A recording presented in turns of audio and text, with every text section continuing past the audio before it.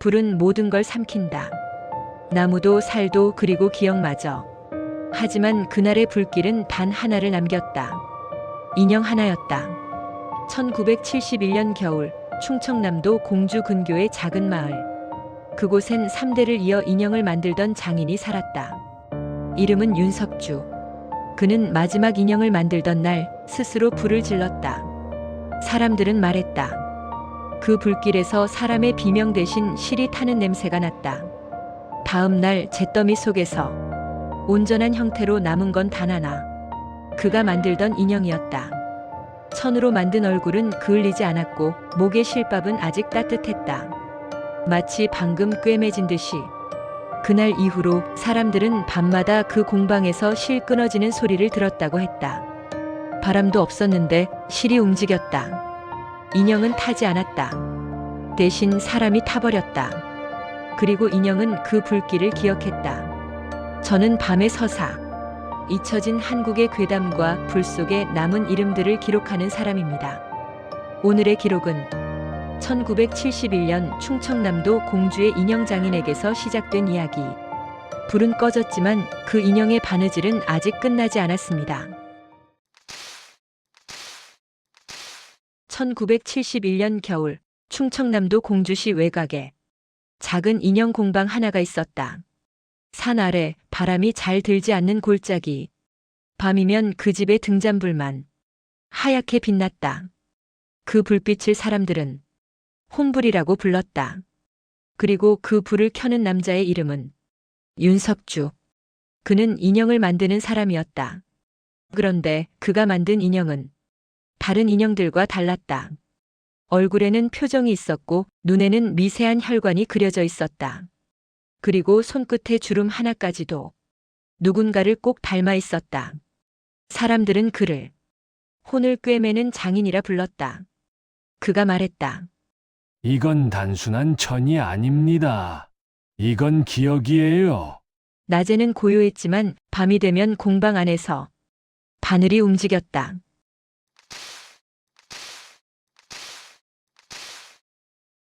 한 번, 두 번, 세 번. 바늘이 천을 가를 때마다 작은 숨소리가 섞였다. 마치 누군가 그 안에서 호흡하고 있는 것처럼. 그는 혼잣말을 자주 했다. 이건 살아야 해. 이건 죽으면 안 돼. 그의 손은 쉬지 않았다. 밤마다 천 위에 손자국이 생기고 불빛 아래에는 작은 그림자 하나가 늘 함께 있었다. 그 그림자는 그의 손보다 작고 가늘었다. 하지만 꼭 사람의 손처럼 움직였다. 공방에는 하얀 천으로 덮인 인형들이 줄지어 있었다. 하나같이 눈이 꿰매져 있었고 입가에는 붉은 실이 묶여 있었다. 그리고 공방의 가장 안쪽 불빛이 닿지 않는 구석에는 특별한 인형 하나가 있었다. 그 인형은 천으로 된 얼굴에 사람의 머리카락이 심어져 있었다. 그건 윤석주의 아내가 죽은 날 만든 인형이었다. 사람들은 말했다. 석주가 제정신이 아니야. 죽은 부인을 인형으로 만들었다잖아. 하지만 그는 아무 말도 하지 않았다. 단지 밤마다 그 인형 앞에 향을 피우고 붉은 천으로 바닥을 덮은 뒤 그 위에서 바늘을 움직였다. 그날 밤도 그랬다. 창문 틈 사이로 불빛이 흔들렸고 그의 그림자가 벽에 길게 드리워졌다. 그때 누군가 공방 문을 두드렸다. 석주야, 자나. 불 좀 꺼라. 그는 대답하지 않았다. 문 밖의 사람은 잠시 머뭇거리다 돌아섰다. 그가 떠난 뒤 문틈 아래에서 향 냄새가 새어나왔다. 그 향은 사람 살 냄새처럼 묘하게 짙었다. 그날 밤 공방은 불길에 휩싸였다. 눈이 내리던 겨울밤 붉은 불꽃이 하얀 눈을 녹였다. 그리고 그 불은 이틀 밤낮을 태웠다. 이상한 건 불이 커질수록 소리가 들렸다는 거다.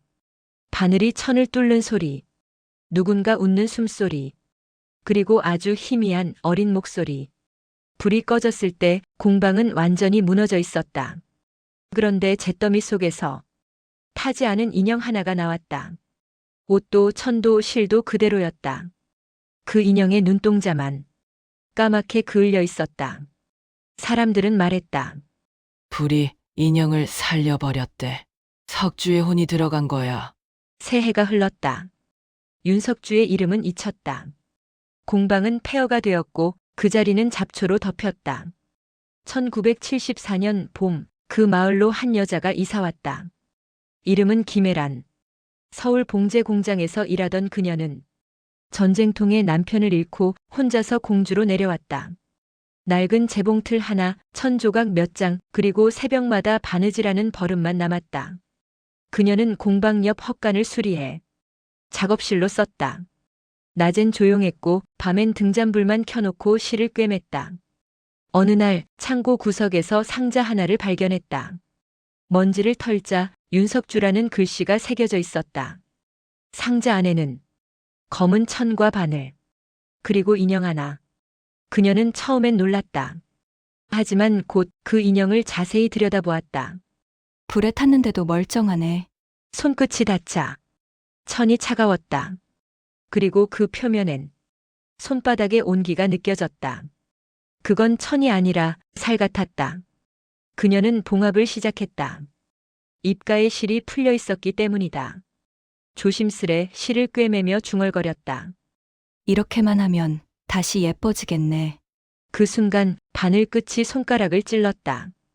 붉은 피 한 방울이 인형의 입에 떨어졌다. 공방의 불빛이 순간 깜빡였다.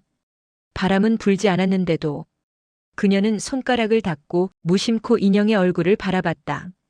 눈동자가 미세하게 흔들렸다.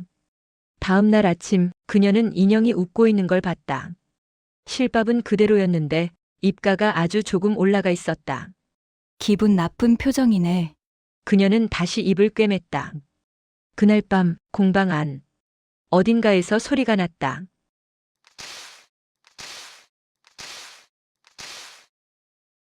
바늘이 천을 뚫는 그 익숙한 소리였다. 하지만 공방 안엔 아무도 없었다. 그녀는 무시하고 불을 껐다. 그런데 불이 꺼지는 순간 등잔 속 심지가 다시 켜졌다. 그 불빛 아래 작업대 위에 인형이 있었다. 눈은 꿰매져 있었는데 고개가 천천히 돌아갔다. 그날 밤 이후 그녀는 잠을 이루지 못했다. 밤마다 바닥에서 실이 흘러나왔다. 붉은 실이 바람도 없이 스르륵 움직였다. 그리고 발목에 닿았다. 살같이 얼음처럼 차가워졌다. 그녀가 몸을 일으켰을 때 작업대 위에 인형은 서 있었다. 손에는 바늘이 쥐어져 있었다. 그 바늘 끝에는 사람의 머리카락 한 올이 꿰매져 있었다. 그녀는 비명을 지르지도 못했다. 눈앞에서 인형이 천천히 고개를 숙이더니 다시 앉았다. 그리고 실타래가 혼자서 움직였다. 붉은 실이 그녀의 팔로, 목으로, 그리고 입으로 향했다. 그날 밤 공방은 다시 불에 탔다. 불길 속에서도 인형 하나는 타지 않았다. 손에는 바늘이 쥐어져 있었고 그 끝에는 검게 그을린 머리카락이 엉켜 있었다. 사람들은 그걸 보고 말했다. 그건 윤석주의 인형이야. 불에 타지 않고 사람을 꿰매는 인형. 그 이후로 눈이 내리는 밤이면 공주시 외곽의 옛 공방 자리에서 붉은 빛이 어렴풋이 보인다. 사람들은 말한다. 그건 불이 아니라 바늘이 움직이는 불빛이라고. 그리고 그 바늘은 아직도 누군가의 살을 꿰매고 있다. 그 사건은 공방이 불탄 지 1년 뒤에 시작되었다. 1975년 공주에서 봉제공 3명이 실종됐다. 그들은 모두 같은 봉제조합 소속이었다. 그리고 모두 한 달 전 김혜란의 작업실을 청소했다. 그날 이후 3사람은 흔적 없이 사라졌다. 남은 건 재봉틀 위에 걸려있던 끊어진 실 한 가닥, 붉은색, 그리고 바늘 끝에 살점처럼 말라붙은 무언가. 사람들은 말했다. 그거 김혜란 거 아니야? 아니야. 그 여잔 이미 불에 탔잖아. 하지만 그날 밤 공방 근처에서 이상한 걸 본 사람이 있었다. 눈이 내리던 저녁 폐허가 된 공방 문틈에서 희미한 불빛이 새어나오고 있었다. 그 안에서 누군가 바느질을 하고 있었다. 바늘이 천을 뚫는 소리, 그리고 숨소리.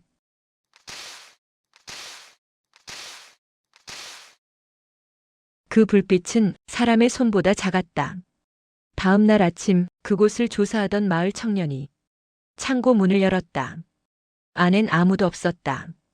단 하나 인형 하나만 있었다. 인형의 몸에는 천이 아니라 살처럼 보이는 천이 붙어 있었다. 바늘로 꿰매진 자국마다 피가 말라 있었다. 그 청년은 말했다. 그 인형이 숨 쉬는 것 같았어요. 그는 이틀 뒤 실종됐다. 그리고 그의 집에서 바늘 하나가 발견됐다. 끝에는 눈썹처럼 가는 머리카락이 꿰매져 있었다.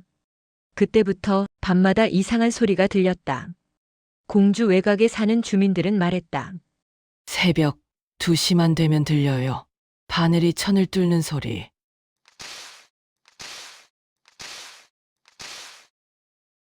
그 리듬은 일정했다. 사람의 심장 박동처럼. 어느 날은 그 소리가 너무 가까이 들려왔다. 귀 옆에서, 목덜미 뒤에서, 천천히 파고드는 듯한 속삭임. 이건 살아야 해. 그건 분명히 윤석주의 목소리였다. 그 후로 3개월간 그 지역에서 5명이 사라졌다. 모두 봉제공이었다. 그리고 모두 손끝에 바늘로 찔린 상처가 있었다. 그들의 마지막 기록은 같다. 재봉틀이 혼자 움직인다. 불이 꺼졌는데도 바늘이 계속 내려온다. 하루는 남은 봉제공 중 한 명이 그 공방으로 들어갔다. 이름은 최상호. 그는 손에 녹음기를 들고 있었다. 사람들은 그날 밤 그의 목소리를 마지막으로 들었다. 나는 지금 들어간다. 이 안에 무언가 있어. 그 뒤로 들린 건 바늘이 떨어지는 소리.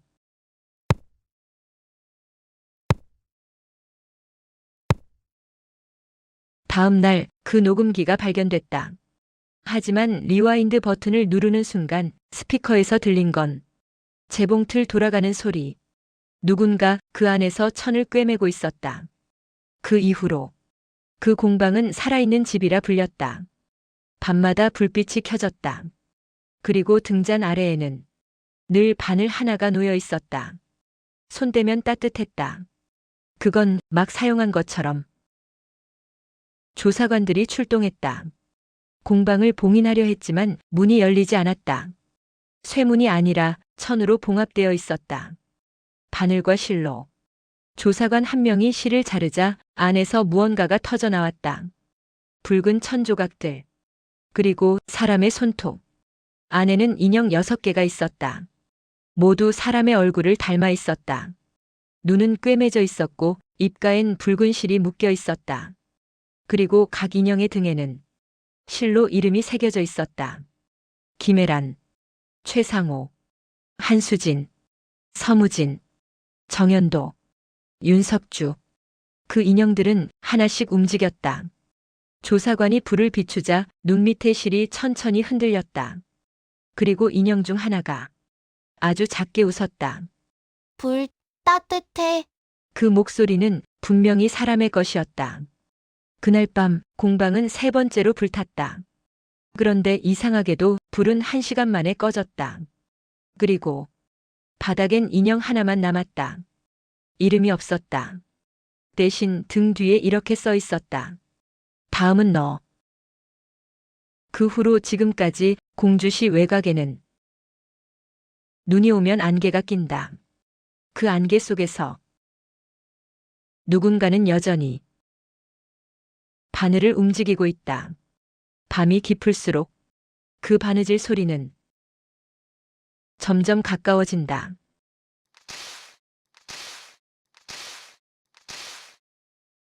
그리고 누군가가 속삭인다. 너는 아직 꿰매지지 않았잖아. 그해 1976년 공주경찰서 보관실에서 오래된 테이프 하나가 발견됐다. 라벨에는 이렇게 적혀 있었다. 1975년 공방 화재 현장. 기록자 미상. 그 테이프는 불에 그을려 있었다. 그런데 단 한 군데 녹음 부분만 멀쩡했다. 조사관이 재생 버튼을 눌렀다. 처음 10초 동안은 아무 소리도 없었다. 그 다음엔 작은 숨소리가 들렸다. 아주 가까이서 마이크를 들이댄 듯한 호흡. 그리고 갑자기 금속이 부딪히는 소리가 났다.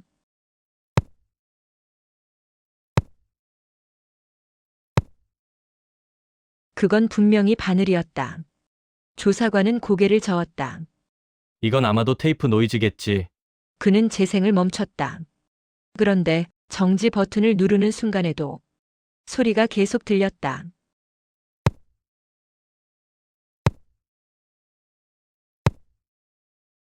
그건 기계음이 아니었다. 테이프를 꺼내도 그 소리가 방 안에 남아 있었다.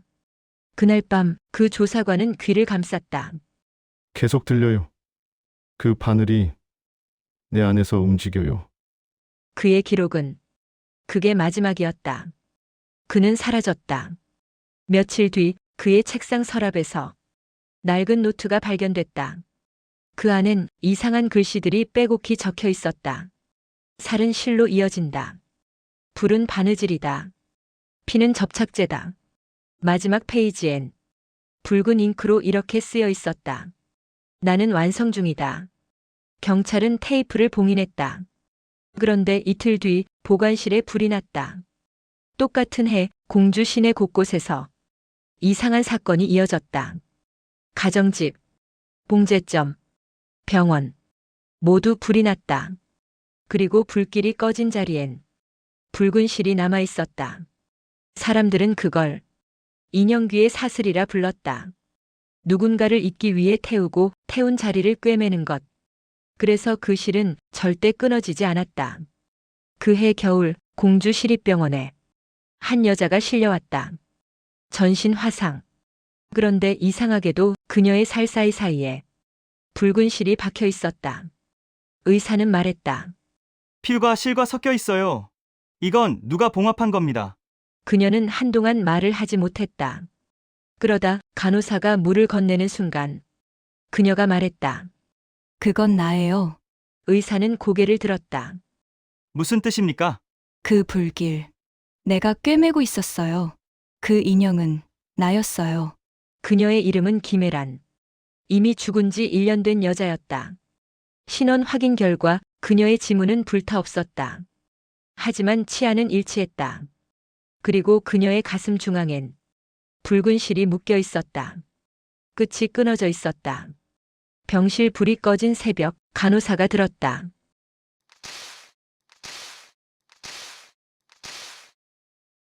재봉틀도 천도 없었다. 그 소리는 공기에서 났다. 그리고 그날 밤 간호사의 입가가 봉합된 채로 발견됐다. 실밥은 깨끗했다. 의료용이 아닌 붉은 천실이었다. 그 후로 병원은 폐쇄됐다. 그 병실은 기록되지 않은 병동으로 불렸다. 하지만 사람들은 말한다. 지금도 그 건물 아래층 어딘가에서 작은 불빛이 켜진다고. 그 불빛은 등잔이 아니라 바늘의 반짝임이라고. 1977년 이후 그 지역에서 발생한 화재는 모두 같은 흔적을 남겼다. 타지 않은 실, 불에 녹지 않은 바늘, 그리고 사라진 사람들. 기록은 남지 않았다. 테이프도 필름도 보고서도 모두 사라졌다. 다만 한 줄의 메모만이 남아 있었다. 불이 꺼질 때마다 인형은 봉합된다. 그게 마지막 기록이었다. 그 누구도 그 이후 공주 외곽의 그곳에 다시 들어가지 않았다. 그 이유는 간단했다. 그 문은 이미 닫혀 있었으니까. 쇠로가 아니라 실로 꿰매져 있었으니까.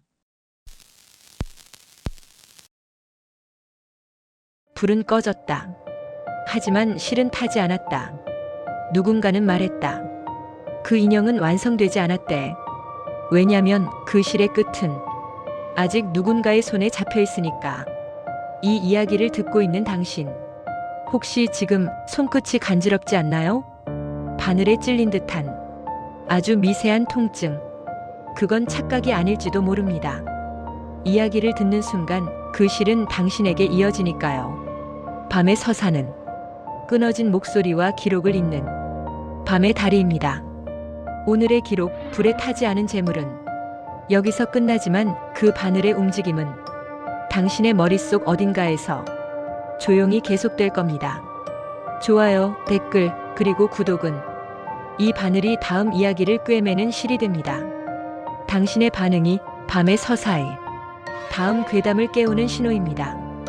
오늘도 함께 들어주셔서 감사합니다. 불은 꺼졌지만 바늘은 아직 움직이고 있습니다. 그리고 그 실의 끝은 지금 당신 곁에 있습니다. 밤의 서사였습니다. 잘 자요. 다음 목소리는 새벽에 찾아갑니다.